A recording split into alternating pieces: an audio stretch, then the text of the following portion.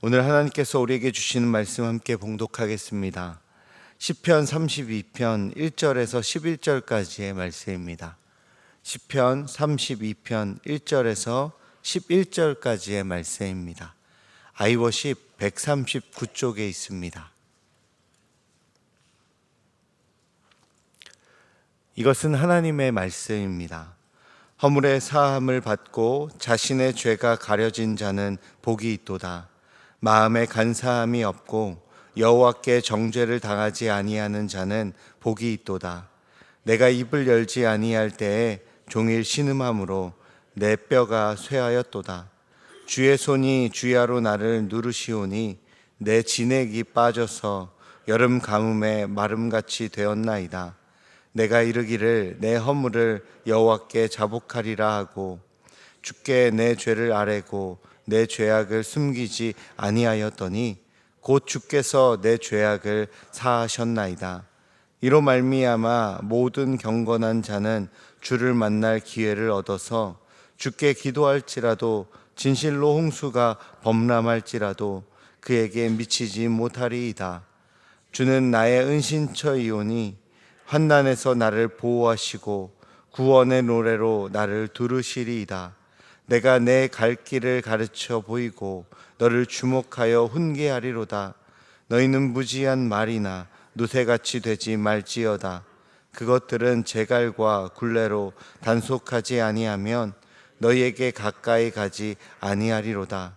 악인에게는 많은 슬픔이 있으나 여호와를 신뢰하는 자에게는 인자하심이 두루리로다. 너희 의인들아 여호와를 기뻐하며 즐거워할지어다. 마음이 정직한 너희들아 다 즐거이 외칠지어다. 아멘. 철학자 아리스토텔레스는요, 윤리학에서 인간의 모든 행위는 어떤 목적을 가지고 있는데 그 목적들 가운데 가장 궁극적이고 최고의 목적은 행복이라고 말했습니다. 그렇습니다. 모든 인간은요, 행복을 추구합니다. 그리고 행복을 위해서 살아가고 있다라는 겁니다. 그런데 이 땅에 있는 사람들은 행복을 추구하면서 진정한 행복이 무엇인지를 아는 사람은 거의 없는 것 같습니다. 왜냐하면 사람들이 행복을 위해서 대부분 찾는 것이 돈이요, 명예요, 때로는 건강이기 때문에 그렇습니다. 돈이나 명예나 건강 같은 이 가시적인 것들에 행복을 찾다 보니 돈이나 명예나 건강 같은 것들이 사라지면 그 행복도 사라진다라고 생각을 합니다. 실제로 그렇잖아요. 돈이라는 것, 명예라는 것, 건강이라는 것은 어느 순간 끝나게 되어 있습니다. 그것이 끝나면 과연 행복은 사라지는 것일까? 우리가 만일 이것을 통해서 행복을 찾는다면 영원히 행복을 찾지 못할 것입니다. 그렇다면 진정한 행복은 무엇을 통해서 얻을 수 있을까? 오늘 우리가 읽은 본문은 이 사실을 우리에게 가르쳐주고 있습니다. 진정한 행복은 어디로부터 오는가?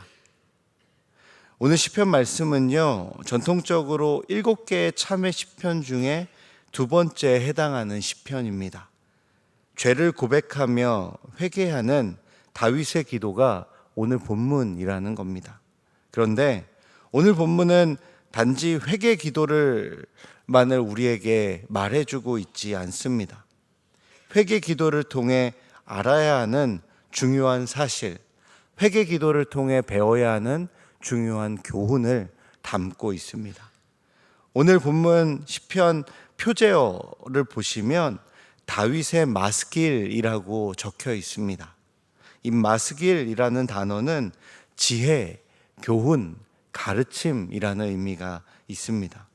다시 말해서 오늘 본문은 다윗이 회개하는 기도일 뿐 아니라 다윗의 회개를 통해서 무언가를 교훈하고 있는 지혜의 시라는 것입니다. 말씀 서두를 보시면요, 다윗은 회개와 동시에 그 회개와 연결되는 중요한 것을 하나 선포하고 있습니다. 그것이 뭐냐면 바로 복입니다.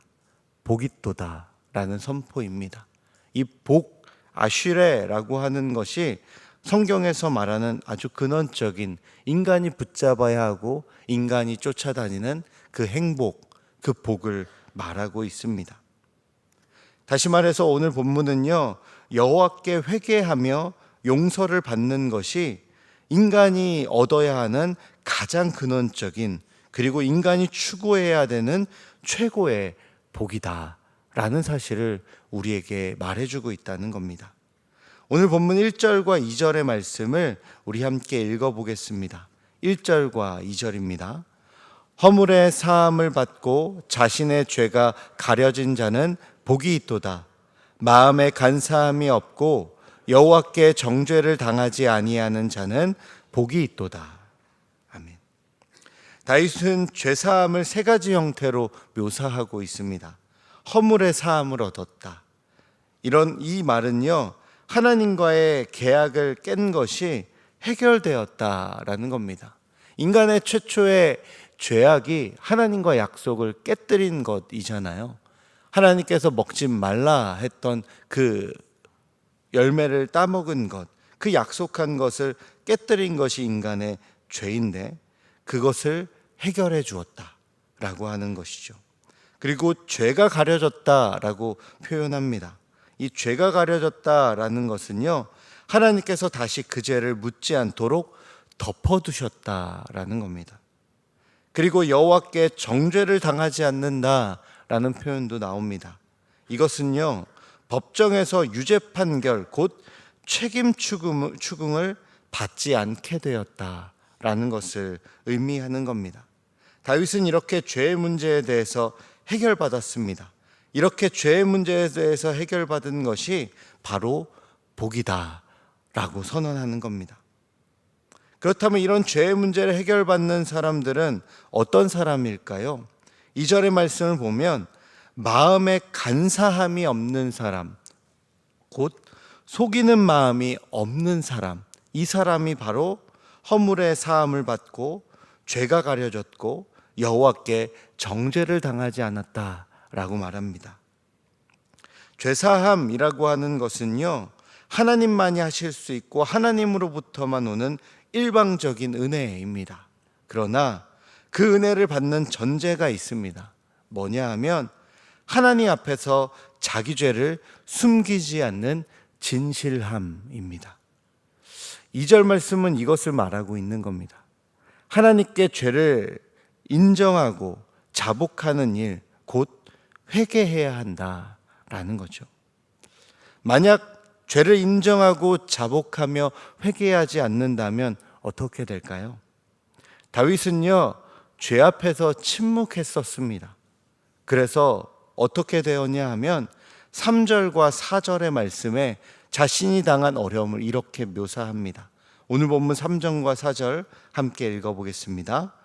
내가 입을 열지 아니할 때에 종일 신음함으로 내 뼈가 쇠하였도다. 주의 손이 주야로 나를 누르시오니 내 진액이 빠져서 여름 가뭄에 마름같이 되었나이다. 죄를 숨기고 죄를 인정하지 않는 행위는요, 침묵으로 나타납니다. 고집스러운 자존심의 표현이 바로 침묵입니다. 창세기에 등장하는 첫 범죄의 순간에도 보면요, 아담은 하나님이 찾아오심에도 불구하고 숨어버립니다. 침묵했던 것입니다. 죄에 대하여 침묵하고 회피하는 모습이 바로 첫 범죄였던 아담의 모습이라는 겁니다. 침묵은요, 결코 평화로운 상태가 될 수 없습니다. 오히려 문제를 더 키우게 됩니다. 부부간에도요, 어떤 사람은 문제를 당장에 드러내서 치고받으며 해결해야 되는 사람이 있고, 어떤 사람은 아무 말도 하지 않는 사람이 있습니다. 저는 후자 쪽입니다. 그래서 저희 아내가 상당히 답답해합니다. 저는 문제가 일어나면 말하지 않고 침묵합니다. 그런데 그 침묵으로 인해서 상대방의 마음이 더 타들어갑니다. 그래서 저도 그것들을 많이 고치려고 애씁니다. 말하지 않으면 오해가 더 쌓이게 되기 때문에 그렇습니다. 오늘 성경에도 보니 죄 앞에 침묵할 때 그 침묵은 문제를 해결하는 것이 아니라 오히려 문제를 키우고 육신의 쇠약함과 영적인 고통으로 이어진다라는 것을 우리에게 말해주고 있다는 겁니다. 하나님 앞에서 죄를 숨기면 숨길수록 고통은 가중될 뿐 인간적인 지혜로는 이 고통에서 결코 벗어날 수 없습니다. 물론 인간의 모든 고통의 이유가 죄 때문이라고 말할 수 없습니다. 우리가 병들었다, 힘든 일이 생겼다, 그리고 해결할 수 없는 일이 생겼다, 이거 다 내 죄 때문이다 라고 말하는 것은 옳지는 않습니다. 오히려 그렇게 모든 일을 죄와 연결하는 것은 미신적인 사고입니다. 우리의 액땜한다는 표현 하잖아요. 우리가 무슨 잘못을 저질렀길래. 죄와 우리들의 고통의 현실을 무조건 연결하는 것은 옳지 않지만 다만 인간의 죄가 인간의 고통과 아주 가까이 있다라는 것은 우리가 받아들일 만 합니다. 아니땐 굴뚝에 연기가 나지 않잖아요. 분명 회개해야 하는 죄가 내게 넘치기에 우리의 삶의 자리에 고통이 찾아오는 것은 아주 틀린 말은 아니다라는 것입니다. 우리는요, 본래 죄인이고 지금도 죄인입니다. 하나님께서 우리를 의롭다 해주시는 것이지 우리가 죄인이 아닌 게 아닙니다. 그래서 우리는 날마다 하나님 앞에 그리고 세상에서 살아갈 때 겸손해야 하는 겁니다. 성경이 왜 겸손하라 말합니까? 낮아지라 말합니까?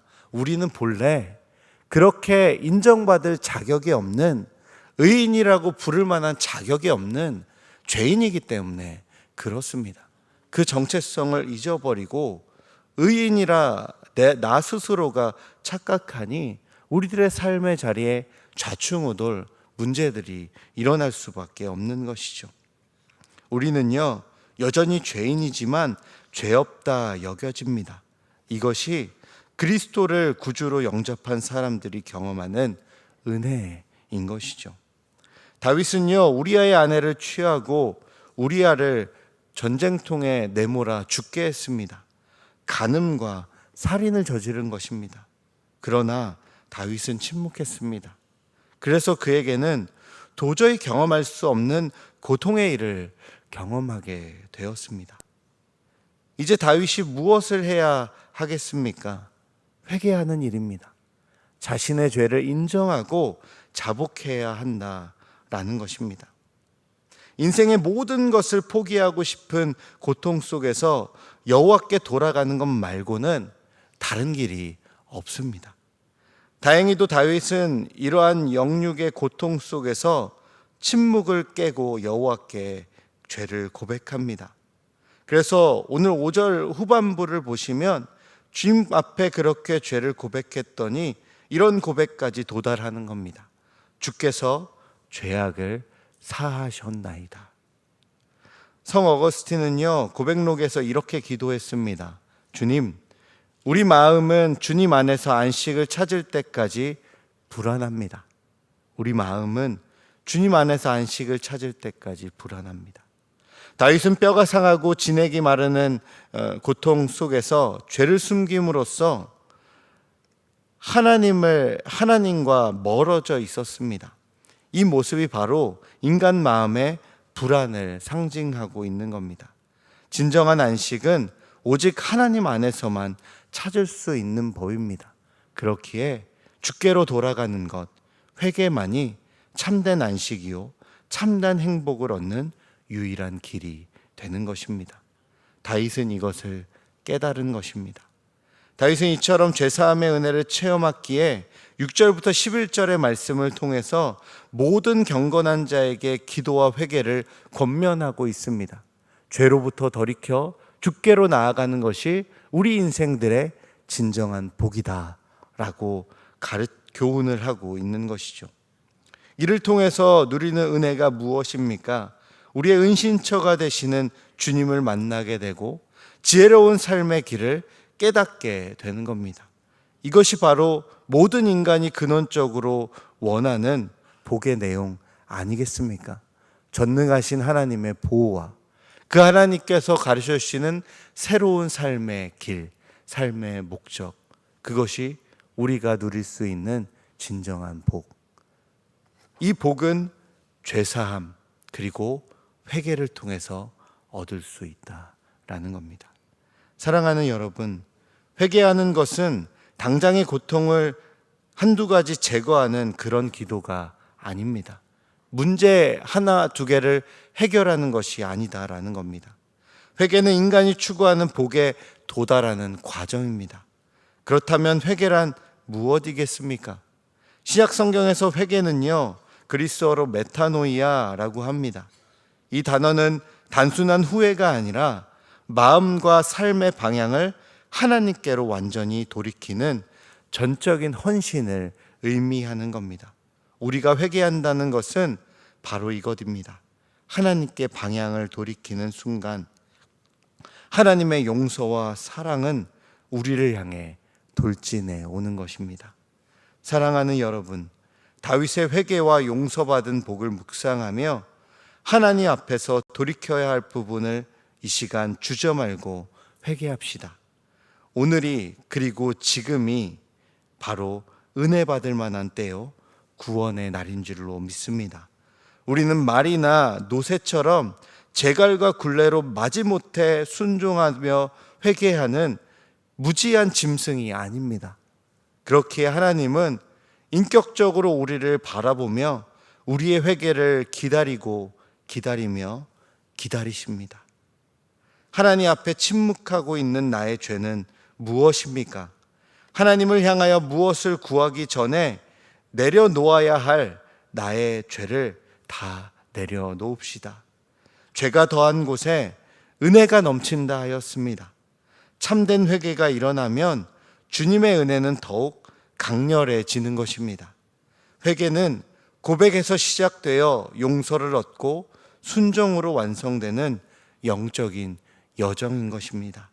이 새벽 회개를 통해 하나님의 용서를 얻고 인간이 누릴 수 있는 최고의 복, 근원적인 복에 도달하는 영적인 여정의 끝에 나아가는 저와 여러분 되기를 주님의 이름으로 축복합니다. 다 함께 찬송가 280장으로